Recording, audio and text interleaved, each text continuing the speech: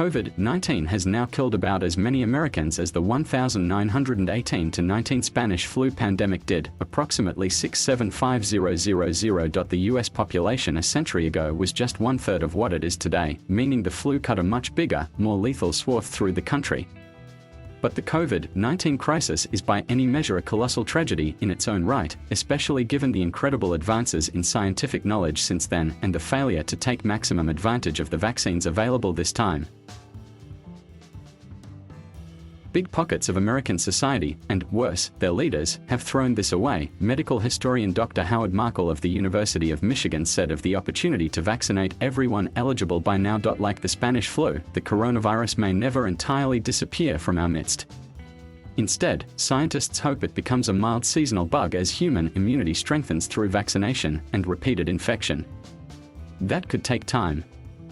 We hope it will be like getting a cold, but there's no guarantee, said Emory University biologist Rustam Ansha, who suggests an optimistic scenario in which this could happen over a few years. For now, the pandemic still has the United States and other parts of the world firmly in its jaws. While the Delta-fueled surge in infections may have peaked, US deaths are running at over 1,900 a day on average, the highest level since early March, and the country's overall toll topped 675,000 Monday.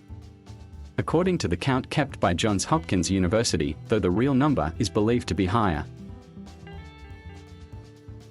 Winter may bring a new surge, with the University of Washington's influential model projecting an additional 100,000 or so Americans will die of COVID-19 by January 1st, which would bring the overall US toll to 776,000. The 1918-19 influenza pandemic killed 50 million victims globally at a time when the world had 1/4 the population it does now. Global deaths from COVID-19 now stand at more than 4.6 million. The Spanish flu's US death toll is a rough guess, given the incomplete records of the era and the poor scientific understanding of what caused the illness. The 675,000 figure comes from the US Centers for Disease Control and Prevention. The ebbing of COVID-19 could happen if the virus progressively weakens as it mutates and more humans' immune systems learn to attack it. Vaccination and surviving infection are the main ways the immune system improves. Breastfed infants also gain some immunity from their mothers. Under that optimistic scenario, school children would get mild illness that trains their immune systems.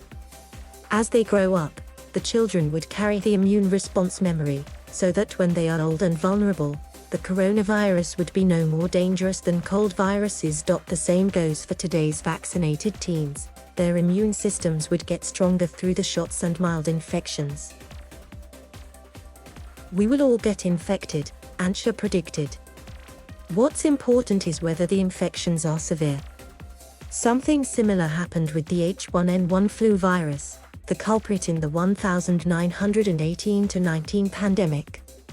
It encountered too many people who were immune, and it also eventually weakened through mutation. H1N1 still circulates today, but immunity acquired through infection and vaccination has triumphed. Getting an annual flu shot now protects against H1N1 and several other strains of flu. To be sure, flu kills between 12,000 and 61,000 Americans each year, but on average, it is a seasonal problem and a manageable one. Before COVID-19, the 1918-19 flu was universally considered the worst pandemic disease in human history. Whether the current scourge ultimately proves deadlier is unclear. In many ways, the 1918-19 flu, which was wrongly named Spanish flu because it first received widespread news coverage in Spain, was worse. Spread by the mobility of World War I, it killed young, healthy adults in vast numbers. No vaccine existed to slow it, and there were no antibiotics to treat secondary bacterial infections. And, of course, the world was much smaller. Yet jet travel and mass migrations threaten to increase the toll of the current pandemic. Much of the world is unvaccinated. And the coronavirus has been full of surprises. Markle said he is continually astounded by the magnitude of the disruption the pandemic has brought to the planet. I was gobsmacked by the size of the quarantines the Chinese government undertook initially, Markle said, and I've since been gobsmacked to the nth degree. The lagging pace of US vaccinations is the latest source of his astonishment.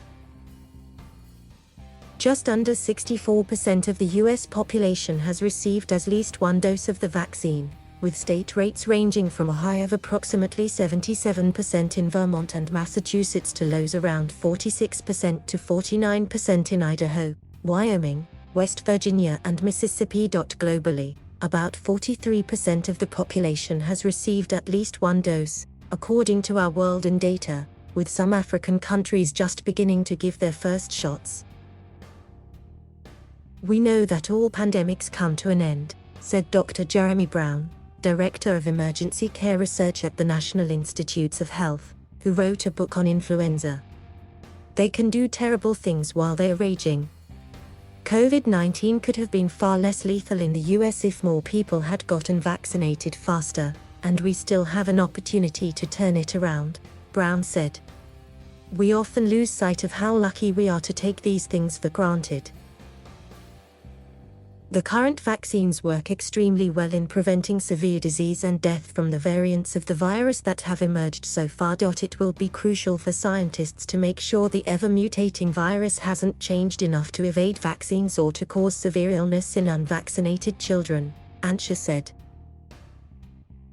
If the virus changes significantly, a new vaccine using the technology behind the Pfizer and Moderna shots could be produced in 110 days. A Pfizer executive said Wednesday.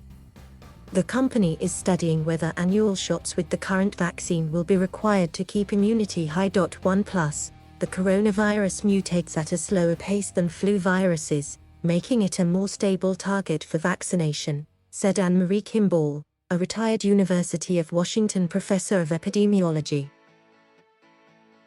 So, will the current pandemic unseat the 1918-19 flu pandemic as the worst in human history? You'd like to say no.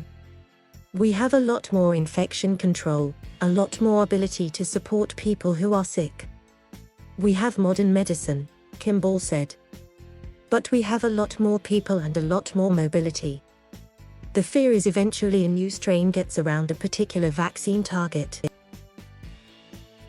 To those unvaccinated individuals who are counting on infection rather than vaccination for immune protection, Kimball said, the trouble is, you have to survive infection to acquire the immunity. It's easier, she said, to go to the drugstore and get a shot. Get the One Small Thing newsletter. Thank you for watching. Please subscribe.